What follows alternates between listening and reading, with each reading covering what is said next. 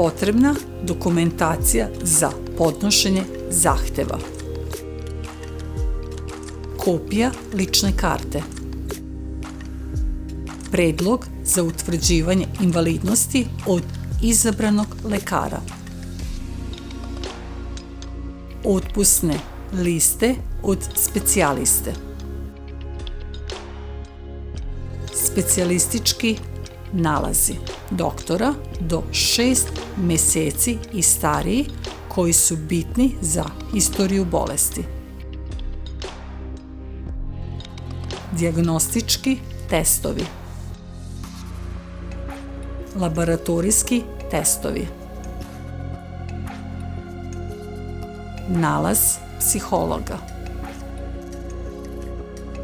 Ako je korisnik uverenje o ostvarivanju prava na osnovu socijalne zaštite. Rješenje o statusu osobe sa invaliditetom. Dokaz o stručnoj spremi ili radnom iskustvu. Kopija diplome, uverenje o stručnoj spremi, overena kod javnog beležnika ili kopija radne knjižice. Za zaposlena lica opis poslova koje lice obavlja sa predlogom poslova koje bi lice moglo da obavlja kod poslodavca dobija se iz firme. Za zaposlene dokaz o uplati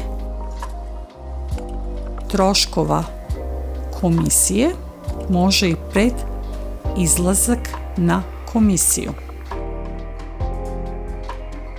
Socijalnu anketu popunjava se pre izlaska na komisiju.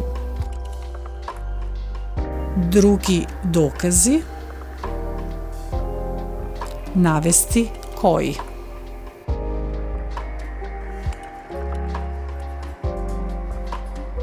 Sva medicinska dokumentacija koja se predaje mora biti u originalu ili overene fotokopije kod javnog beležnika.